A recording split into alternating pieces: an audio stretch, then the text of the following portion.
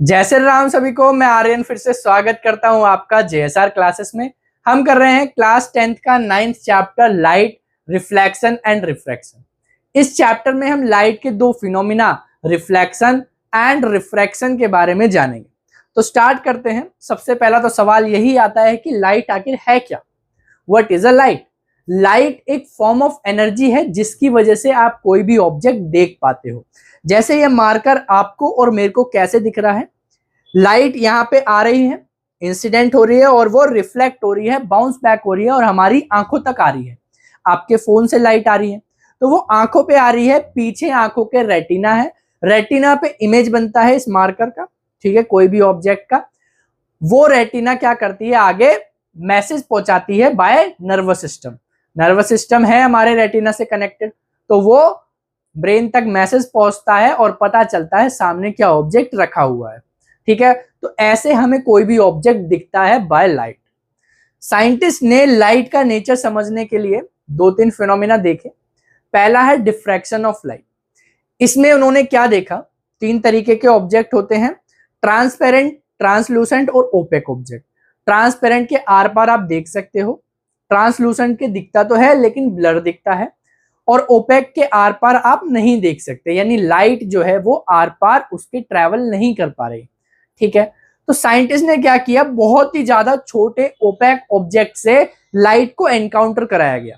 ये बहुत ही ज्यादा छोटे ऑब्जेक्ट की बात कर रहा हूं, यानी कि चींटी से भी हजारों गुना छोटे, ठीक है। उनसे जब एनकाउंटर कराया गया तो लाइट बेंड हो गई, सीधी जाती थी। अभी तक आपने यही पढ़ा होगा कि लाइट सीधी ट्रैवल करती है, लेकिन जब यहां साइंटिस्ट ने ऐसा किया तो वो लाइट बेंड हो गई। इसी फिनोमिना को बोला गया डिफ्रैक्शन ऑफ लाइट। इसे एक्सप्लेन करने के लिए wave theory I. Wave theory of light में डिफ्रैक्शन जैसे फिनोमिना को एक्सप्लेन किया गया, ठीक है। अभी यहां मैं ये नहीं बता रहा कि क्या बताया गया, क्योंकि बहुत सारे कॉन्सेप्ट उसमें लगेंगे जो आप 11th-12th में सीखोगे। बस यहाँ पे मैं थोड़ा थोड़ा आपको हिंट दे रहा हूं कि आप 11th-12th में क्या क्या सीख सकते हो, ठीक है, अगर आप साइंस लोगे तो वेव थ्योरी में डिफ्रैक्शन ऑफ लाइट जैसे फिनोमिना एक्सप्लेन किए गए। तो ये बताया गया कि लाइट जो है वेव नेचर शो करती है। फिर और साइंटिस्ट आए, उन्होंने ये देखा लाइट और दूसरे मैटर के साथ कैसे इंटरेक्ट कर रही है। उन्होंने ये देखा कि बाकी जो अदर मैटर है, यानी अदर सब्सटेंस है, उनके साथ वो स्ट्रीम ऑफ पार्टिकल्स की तरह बिहेव कर रही है, यानी कि लाइट जो है छोटे छोटे पार्टिकल से मिलकर बनी है, ऐसे बिहेव कर रही है। तो यहां आ गई कंफ्यूजन कि वेव नेचर शो करेगी लाइट या फिर पार्टिकल नेचर। तो आगे जो थ्योरी आई मॉडर्न क्वांटम थ्योरी, इसमें ये बताया गया कि लाइट ना ही प्योर वेव है ना ही प्योर पार्टिकल है।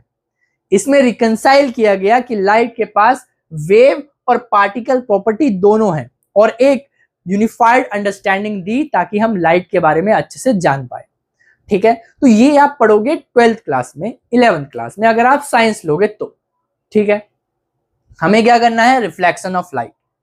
रिफ्लेक्शन ऑफ लाइट ऐसा फिनोमिना है जिसमें लाइट बाउंस बैक हो जाती है, लाइट रेज जो है वो बाउंस बैक हो जाती है जब किसी सरफेस पे स्ट्राइक करती है, ठीक है। यहां पे साइनी सरफेस भी लिख सकते हो आप। साइनी सरफेस पे जब टकराती है तो लाइट क्या करती है, बाउंस बैक हो जाती है। इस पे भी अगर लाइट टकरा रही है तो वो भी बाउंस बैक हो रही है, लेकिन आपको क्लियर नहीं दिखाई दे रहा। क्यों? क्योंकि ये ऑब्जेक्ट भी कुछ लाइट को क्या करेगा, एब्जॉर्ब करेगा।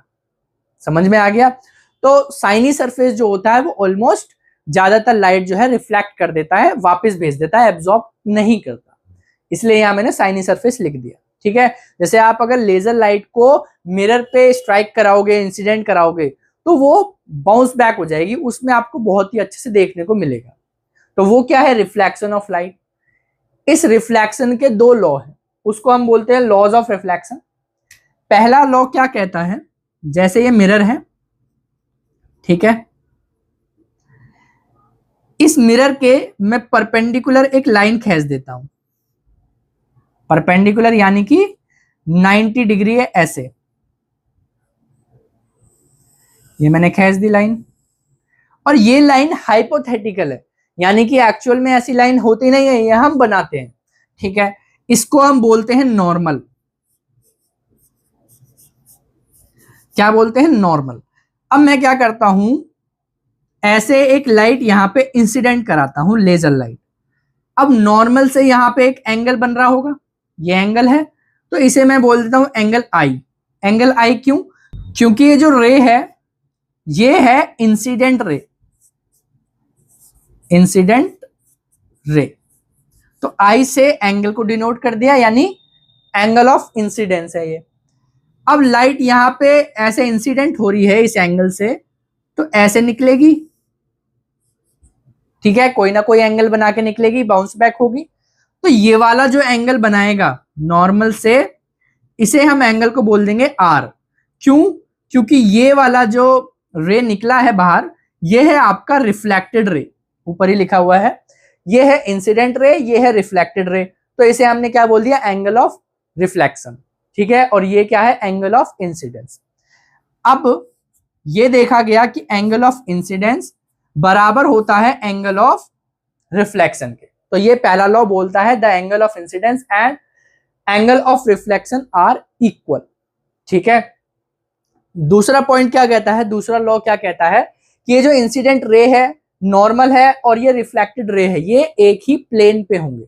ऐसा नहीं होगा कि इंसिडेंट यहां हो रहा है और ऐसे रिफ्लेक्शन हो रही है, या नॉर्मल ऐसे बना रखा है आपने, एक ही पॉइंट पे होगा और एक ही प्लेन पे होगा। आ गया समझ में।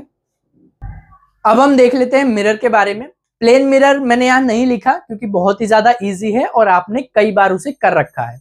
मैं ओरली बता देता हूं प्लेन मिरर बनता कैसे। एक साइड पॉलिशिंग कर देते हैं, ठीक है, तो दूसरी साइड क्या बन जाता है, रिफ्लेक्टिंग सरफेस बन जाता है, जिसमें हम अपने रोज खूबसूरत चेहरे को देखते हैं, ठीक है।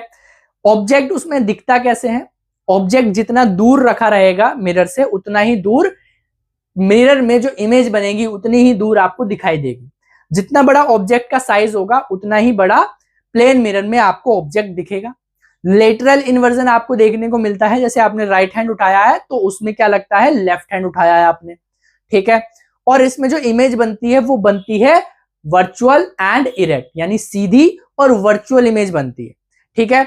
वर्चुअल इमेज और रियल इमेज में क्या डिफरेंस है, वर्चुअल इमेज में स्क्रीन पे नहीं बन सकती कभी, ठीक है। जैसे यहां मिरर है, यहां ऑब्जेक्ट है और इतने एरिया में आपने क्या कर रखा है, कोई स्क्रीन लगा रखी है, व्हाइट कलर का पर्दा लगा रखा है, ठीक है। तो वो जो इमेज है वो मिरर के अंदर बनेगी, ना कि इस स्क्रीन पे। तो ऐसी इमेज को बोला जाता है वर्चुअल इमेज। और अगर स्क्रीन के ऊपर बन गई तो उसे हम बोलेंगे रियल इमेज, ठीक है। आगे हम दिखाएंगे कि कैसे मिरर रियल इमेज बनाते हैं और कैसे मिरर वर्चुअल इमेज बनाते हैं। सबसे पहले तो बता दिया प्लेन मिरर हमेशा कैसा बनाएगा, वर्चुअल इमेज बनाएगा। दो मिरर और है आपके सिलेबस में स्फेरिकल मिरर में, कॉनकेव मिरर और कॉन्वेक्स मिरर। कॉनकेव मिरर और कॉन्वेक्स मिरर बनते कैसे हैं, देखो, एक लेंस टाइप का एक स्फीयर होता है बिल्कुल गोल, इसको ऐसे कट कर लिया जाता है, ठीक है। जैसे बॉल है उसके आर पार आप देख सकते हो, तो उसको आपने क्या किया, एक साइड से कट कर लिया, तो ये ऐसा लगता है, ठीक है, ऐसा बन गया। अगर मैं इसको 3D में थोड़ा सा बनाने की कोशिश करूं तो ये ऐसा रहेगा। आपने कटी हुई बॉल तो देखी होगी, ऐसा आपको ये नजर आएगा, ठीक है। अभी 2D में बना रखा है ताकि आसान लगे। कॉनकेव मिरर में क्या होता है, रिफ्लेक्टिंग सरफेस किस तरफ होता है, इस तरफ होता है, यानी एक तरीके से केव, ये क्या है, केव की तरह है, गुफा की तरह है, यही आपका क्या होता है, रिफ्लेक्टिंग सरफेस होता है। आउटसाइड में क्या करते हैं, पॉलिशिंग कर देते हैं ताकि केव की तरफ क्या हो जाए, रिफ्लेक्टिंग सरफेस बन जाए। कॉन्वेक्स मिरर में क्या होता है, केव की तरफ पॉलिशिंग कर देते हैं ताकि आउटसाइड रिफ्लेक्टिंग सरफेस बन जाए, ठीक है। इसमें कुछ की टर्म्स है वो आपको याद रखनी है क्योंकि बार बार यूज होंगी। जैसे ये जो आपको मिरर दिख रहा है, इसका बिल्कुल बीच का पॉइंट ये क्या कहलाएगा, पोल कहलाएगा, ठीक है। पी से इसे डिनोट करेंगे। ये बीच सेंटर पॉइंट क्या है, पोल है। ये दोनों मिरर में होते हैं सारी चीजें। और ये जो मिरर बना है, जिस स्फेयर से बना है तो उसका कुछ ना कुछ सेंटर होगा। जैसे इससे बनता तो इसका यहां पे एक सेंटर है। तो ऐसे ही अगर हम इसे ऐसे करके कंप्लीट करेंगे सर्कल में, स्फेयर में, तो यहां पे एक सेंटर आएगा, ठीक है, इस स्फेयर का सेंटर होगा। तो ये क्या होता है, सेंटर ऑफ कर्वेचर होता है। ठीक है। यहां से यहां तक की लेंथ जो स्फेयर की रेडियस होगी वो इस मिरर की क्या हो जाएगी, रेडियस ऑफ कर्वेचर हो जाएगी। ठीक है। इन दोनों के बिल्कुल बीच में एक पॉइंट होता है, ऑलमोस्ट बीच में होता है, एग्जैक्ट बीच में नहीं होता। ठीक है। उस पॉइंट को हम बोलते हैं फोकल पॉइंट या फिर फोकस। ठीक है, क्या बोलते हैं, फोकल पॉइंट या फिर फोकस। और यहां फोकल पॉइंट से पोल के बीच में जो डिस्टेंस होती है उसे हम बोलते हैं फोकल लेंथ। अब देखो, यहां से जो बिल्कुल ऊपर वाला कॉर्नर पॉइंट है कॉनकेव मिरर का, और नीचे वाला पॉइंट है, ठीक है, जहां पे लेंस एंड हो रहे हैं, इसको अगर स्ट्रेट लाइन से हम मिला दे तो ये जो लेंथ आपको मिलेगी ये मिलेगी एपर्चर। ठीक है, इसे हम बोलेंगे एपर्चर। जैसे ये क्या होगा, ये कटा हुआ हिस्सा है, ठीक है, इसे गोल एज्यूम करो, तो इसका डायमीटर क्या हो जाएगा, एपर्चर हो जाएगा। ठीक है, जैसे इसमें हमने ये काटा, ऐसा बना, तो यहां से लेके यहां तक ये अगर मैं ऐसे कर दूं तो ये आपको कैसा दिखेगा, ऐसे गोल दिखेगा और पीछे साइड इसका कर्व होगा। तो ये क्या होगा, इसका डायमीटर होगा इस सर्कल का। ठीक है, ऐसे आप 2D से देखोगे तो ये तो सर्कल दिखेगा ना, तो ये डायमीटर क्या कहलाएगा, एपर्चर कहलाएगा मिरर का। ठीक है, मैं एक छोटा सा एग्जांपल देता हूं। जैसे ये छोटी सी कटोरी है, ये आपको मिरर टाइप में दिख रहा होगा। ठीक है, जैसा मैंने बनाया है ऐसे मिरर दिख रहा है, और ये आपको बिल्कुल प्लेन दिख रहा होगा। अब मैं इसको अगर ऐसे करूं तो आपको 2D में सर्कल दिख रहा है, इसी का डायमीटर क्या होगा, एपर्चर कहलाएगा इस मिरर का। आ गया समझ में?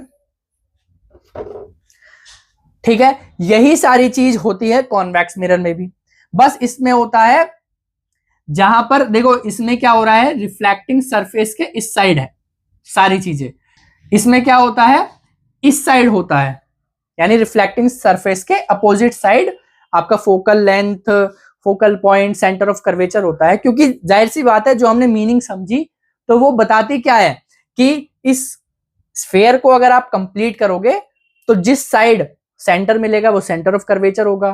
ठीक है, वो लेंथ जो होगी रेडियस ऑफ कर्वेचर होगी। तो इसको अगर आप कंप्लीट करोगे तो वो ऐसे ही बनेगा ना। ठीक है, तो ये क्या है, सेंटर ऑफ कर्वेचर, ये फोकल पॉइंट, ये फोकल लेंथ यहां से यहां तक, और यहां से यहां तक रेडियस ऑफ कर्वेचर। आ गया समझ में? अब जब हम पोल को और सेंटर ऑफ कर्वेचर को मिला के एक लाइन खींचते हैं तो वो हमें मिलती है एक लाइन जिसे हम बोलते हैं प्रिंसिपल एक्सिस। ठीक है, इतना क्लियर हो गया? अब देखो क्या होता है, ये फोकल का मतलब होता क्या है, फोकल पॉइंट का, जब बहुत ही दूर से ऑब्जेक्ट की रे आ रही है। ठीक है, जैसे मान लो यहां पे एक ऑब्जेक्ट है, यहां से लाइट रे आ रही है। ठीक है, यहां से भी आ रही है, यहां से भी आ रही है, नीचे भी है, चलो नीचे से भी आ रही है। तो ये बहुत दूर क्या है, एक ऑब्जेक्ट है जिसकी लाइट ऐसे आ रही है।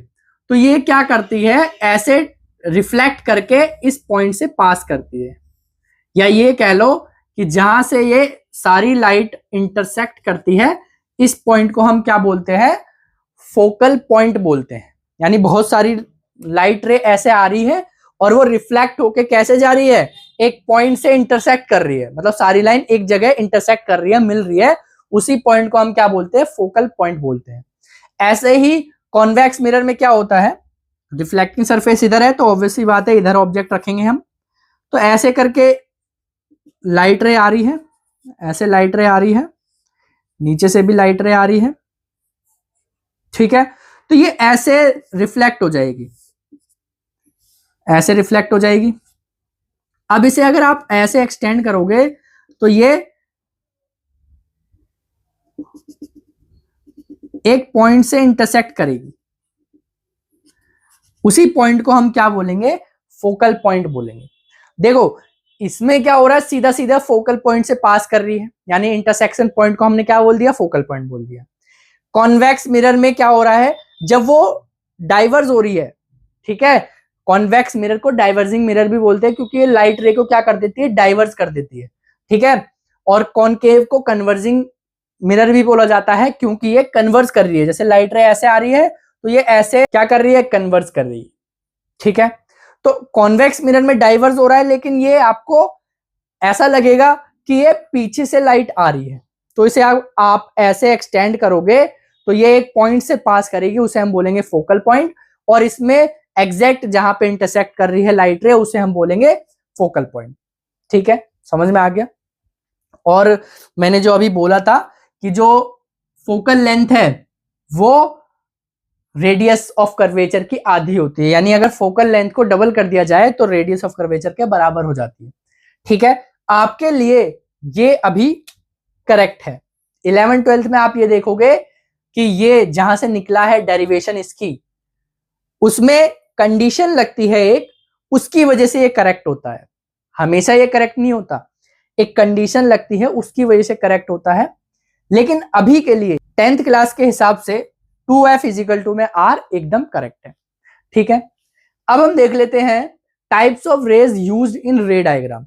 रे डायग्राम बनाएंगे हम, यानी देखेंगे कि अगर ऑब्जेक्ट को कहां पे रखें तो इमेज ऑलमोस्ट कहां पे बन सकती है, ये देखेंगे। तो उसके लिए हमें रे डायग्राम बनाना है और उसके लिए समझना पड़ेगा टाइप्स ऑफ रे, यानी कितनी टाइप की रे होती है। रे डायग्राम बनाने के लिए आपको क्या करना पड़ेगा, देखो जैसे मान ले यहां पर एक लाइट है, तो ये बोला जाता है और ये होता भी है कि इस लाइट से बहुत सारी इनफाइनाइट नंबर में रेज निकल रही है। ठीक है, तो हम इतनी सारी लाइट रे बनाएंगे तो हमारे लिए तो रे डायग्राम जो होगा, जो डायग्राम बनाएंगे वो बहुत ज्यादा खराब हो जाएगा। तो हम क्या करते हैं, एक पॉइंट से सिर्फ दो रे लाइट यूज करते हैं। अब वो 2 रे लाइट कैसे यूज करेंगे वो हम देखेंगे यहां पे। ठीक है, और जब इस पॉइंट को हमें देखना है कि कहां पे बनेगा, तो हम क्या करेंगे, इस 2 रे लाइट को आफ्टर रिफ्लेक्टिंग कहां पर ये मीट कर रहे हैं, जैसे यहां पे अगर रिफ्लेक्ट होने के बाद यहां पे मीट कर रहे हैं, तो ये जो ऑब्जेक्ट यहां है ये पॉइंट यहां पर बनेगा।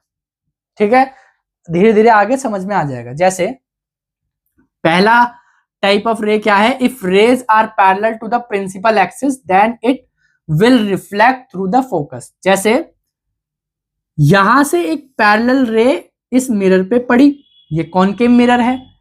ठीक है, नीचे से एक रे पड़ी, कॉनकेव मिरर पे इंसिडेंट हुई, तो ये पैरेलल है प्रिंसिपल एक्सिस के। ये क्या है आपका, प्रिंसिपल एक्सिस है।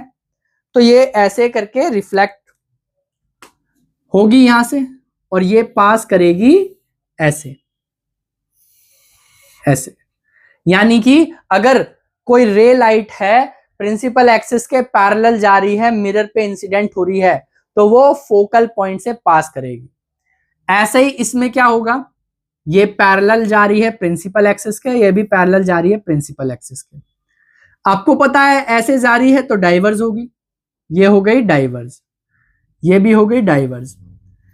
ठीक है, अब आप इसे जब देखोगे तो आपको लगेगा कि ये कहां से आ रही है, ये पीछे से आ रही है, तो इसे आप अगर ऐसे पीछे करोगे तो ये फोकल पॉइंट से पास करेगी। कहां से पास करेगी, फोकल पॉइंट्स। तो ये बोल दिया गया कि अगर रे पैरेलल जा रही है प्रिंसिपल एक्सिस के तो वो कहां से पास करेगी, फोकल पॉइंट से। दूसरे में क्या बोला है, रे पासिंग थ्रू और directed towards focal point then rays reflected parallel to the principal axis. देखो जैसे एक रे ऐसे पास कर रही है फोकल पॉइंट से और ऐसे इंसिडेंट हो रही है।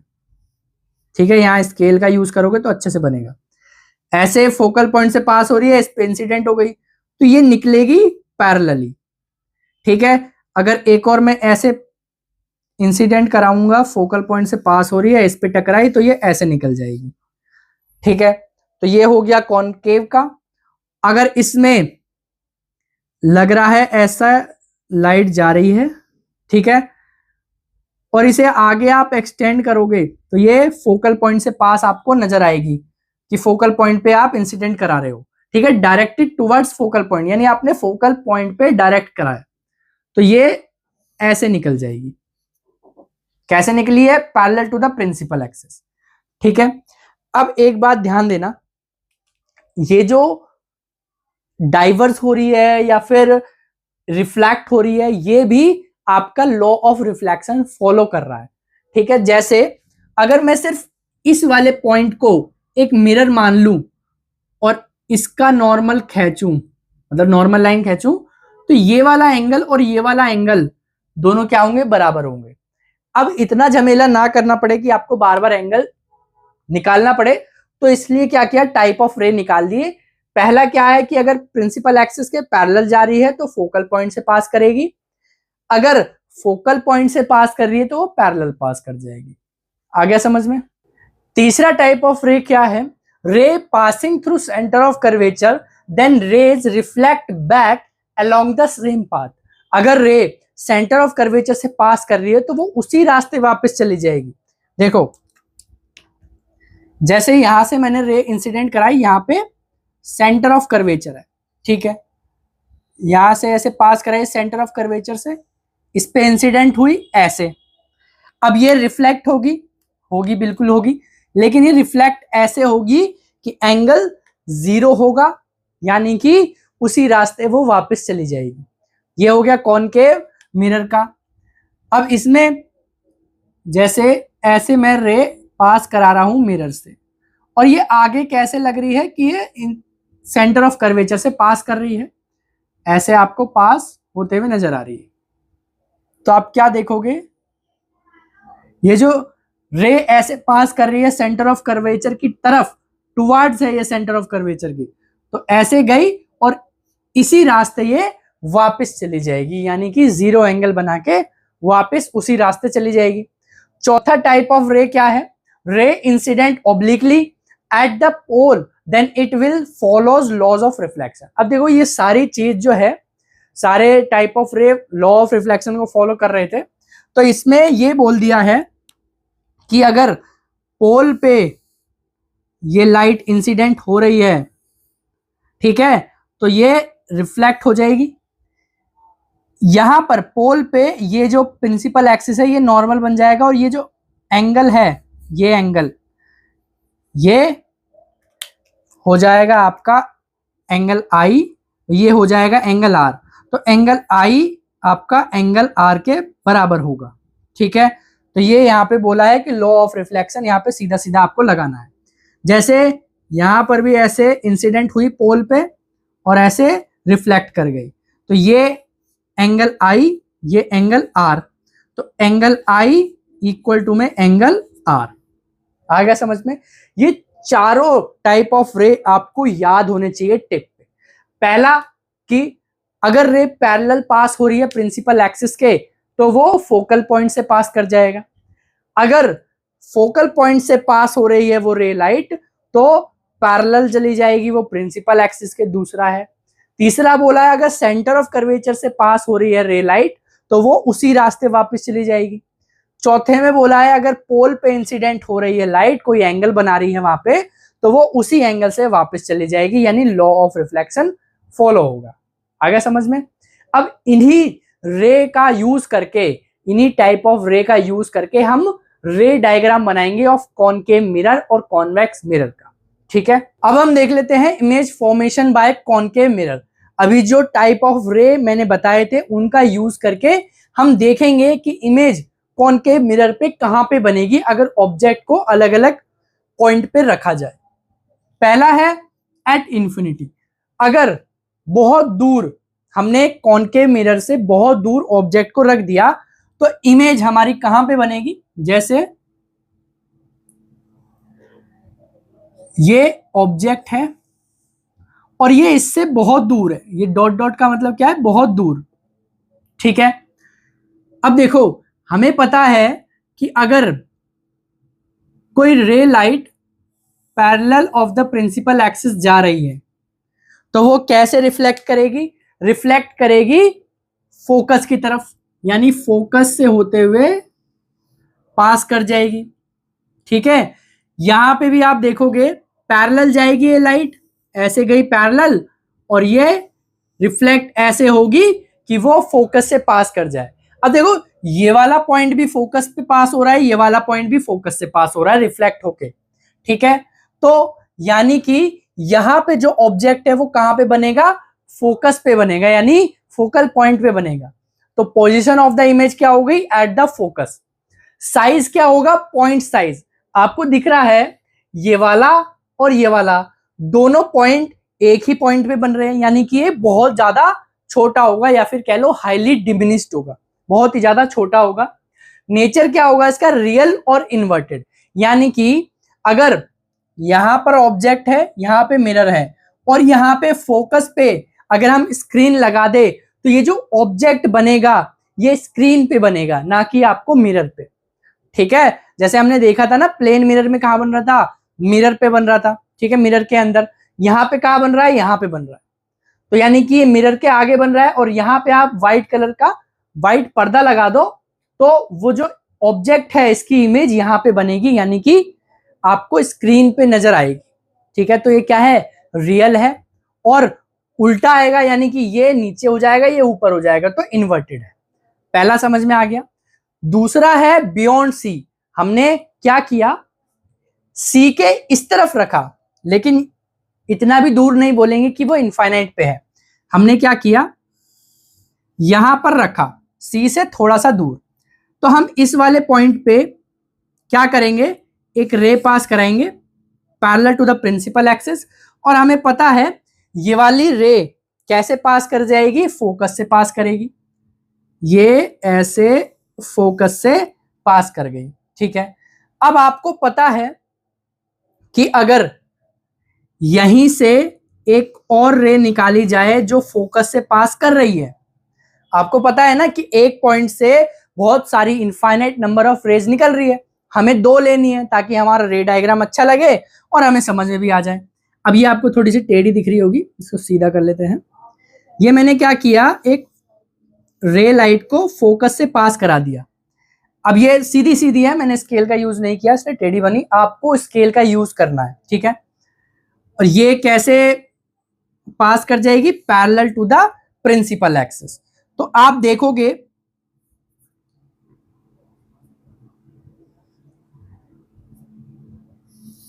कि ये जो पॉइंट है यहां पर ऐसे करके क्या बन जाएगा, ये वाला पॉइंट बन जाएगा ऐसे।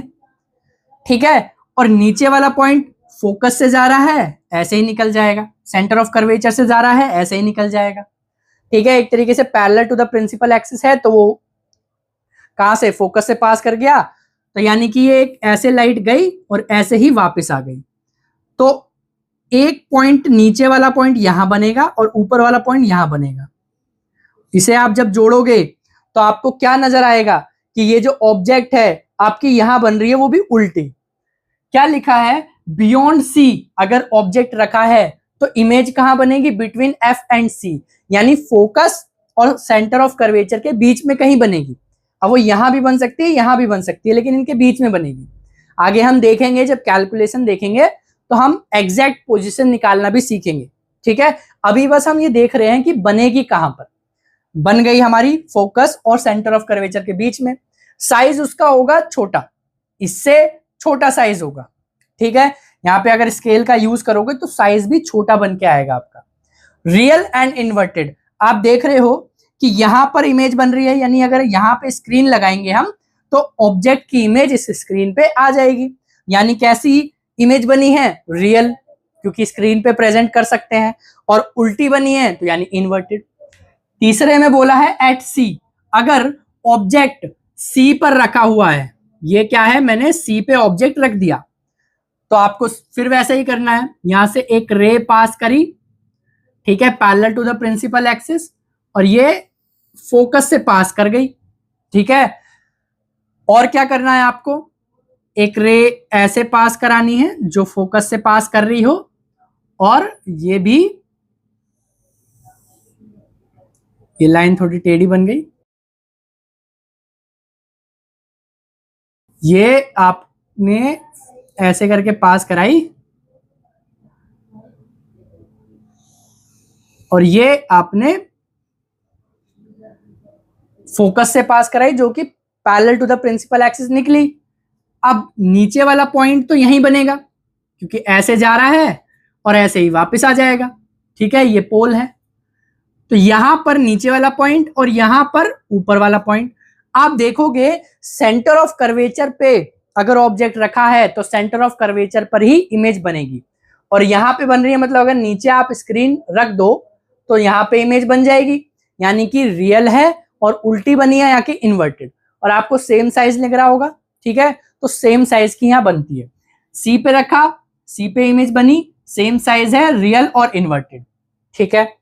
चौथे में है बिटवीन सी एंड एफ, अगर आपने सी और एफ के बीच में कहीं पे ऑब्जेक्ट रख दिया, ठीक है, फिर से आपको ऐसे ही करना है, पैरेलल पास करा दिया, ये आपका फोकस से निकल जाएगा, ठीक है, ऐसे फोकस से पास कराओगे तो ये आपका ऐसे निकल जाएगा, और ये सीधा सीधा जा रहा है, ऐसे जाएगा, ऐसे ही निकल जाएगा, ठीक है। अब थोड़ा सा यहां पे मेजरमेंट की दिक्कत आ रही है, यहां पे सी ऐसे है, अगर आप स्केल से बनाओगे ना तो बिल्कुल सही बनेगा। ये मैंने ऐसे पास कराया और ये ऐसे गया और ऐसे गया, तो आपको ये नजर आ रहा होगा अब कि ये सेंटर ऑफ कर्वेचर के आगे बना है। अगर आप सी और एफ के बीच में ऑब्जेक्ट को रख दोगे तो उसकी इमेज कहां बनेगी, सी के आगे बनेगी, यानी बियॉन्ड सी बनेगी, और उल्टी बनी है, थोड़ा सा आपको बड़ा भी दिख रहा होगा साइज में, ठीक है। तो अगर सी और एफ के बीच में ऑब्जेक्ट रखा है तो बियॉन्ड सी इमेज बनेगी, और लार्ज बनेगी, थोड़ी सी बड़ी होगी, और रियल और इन्वर्टेड बनेगी, यानी कि ये उल्टी है, और यहां पे अगर स्क्रीन रख दी जाए तो इमेज स्क्रीन पे प्रेजेंट हो जाएगी, ठीक है। अब हमने ऑब्जेक्ट को कहां रख दिया, फोकस पे रख दिया, तो फोकस पे क्या होगा, यहां पे एक ऑब्जेक्ट है, सेम आपको वैसे ही करना है जैसे आपने क्या किया, parallel to the principal axis एक रे पास कराई, और ये कहां से पास कर जाएगी, फोकस से, ठीक है। दूसरी रे कैसे पास करानी है आपको, कि ये सेंटर ऑफ कर्वेचर से पास हो रही हो, ठीक है, ऐसे सीधी सीधी एक लाइन खींचो, ये क्या है, सेंटर ऑफ कर्वेचर से पास कर रही है, मतलब ऐसे हमने पास कराया कि ये रिफ्लेक्ट होकर सेंटर ऑफ कर्वेचर से ही पास कर जाए।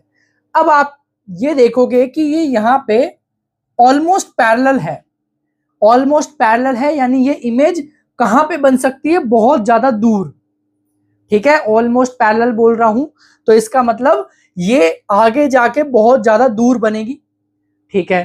तो ये कहां बन रही है, मिरर के आगे बन रही है, तो इसका नेचर क्या होगा, रियल और इन्वर्टेड, क्योंकि आपको पता है ऊपर वाला पॉइंट नीचे बन रहा है और नीचे वाला तो इसी लाइन पे बनेगा कहीं पे, तो रियल और इन्वर्टेड।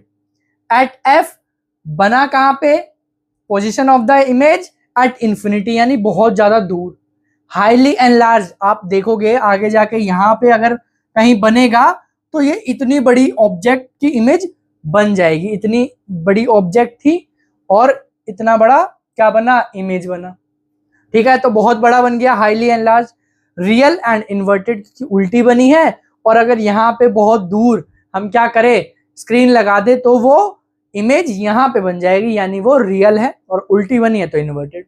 अब हमने क्या किया, हमने ऑब्जेक्ट को P और F के बीच में रख दिया, हमने क्या किया, यहां पे ऑब्जेक्ट को रख दिया, हमने करना क्या है, हमें ऐसे ये रे पास करानी है कि वो सेंटर ऑफ कर्वेचर से पास करे, ये सीधी सीधी लाइन हमने ऐसे डाली और ये ऐसे पास कर गई, ठीक है। अब आप क्या करो, अब पोल पे एक एंगल से रे पास करा दो और ये ऐसे ही पास कर जाएगी, ये एंगल बराबर हो जाएगा, कौन सा, ये वाला एंगल और ये वाला एंगल, I और R, ये दोनों बराबर हो जाएंगे। अब आप ये देखोगे ऐसे जब ये रिफ्लेक्ट हो रही है तो आगे ये नहीं मिलेगी, पॉसिबल ही नहीं है, क्योंकि इनकी डिस्टेंस बीच में दूर होती जा रही है, पैरेलल भी नहीं है। तो अगर इसे हम आगे लेके जाएं और इसे भी आगे लेके जाए तो ये आगे कहीं मिल जाएगी। ठीक है, ऐसा तो लग रहा है ना कि ये रे लाइट मिरर के उस पार से आ रही है, तो ऐसा लग सकता है, तो ये आगे जाके मिलेगी, तो यानी इस पॉइंट का इमेज ऐसे बन जाएगा और नीचे वाले का तो नीचे ही बनेगा। ठीक है, मतलब ऐसे। तो आप देखोगे कि अब इमेज कहां बन रही है, अब मिरर के उस तरफ बन रही है। ठीक है, यानी मिरर के अंदर बन रही है एक तरीके से। तो बिटवीन P एंड F अगर ऑब्जेक्ट को आपने रख दिया पोल और फोकस के बीच में, कहीं पे रख दिया, तो इमेज कहां बनेगी, बिहाइंड द मिरर, मिरर के पीछे बनेगी, एनलार्ज बनेगी, आपको यहां पे भी दिख रहा है, बड़ी बनती हुई नजर आ रही है।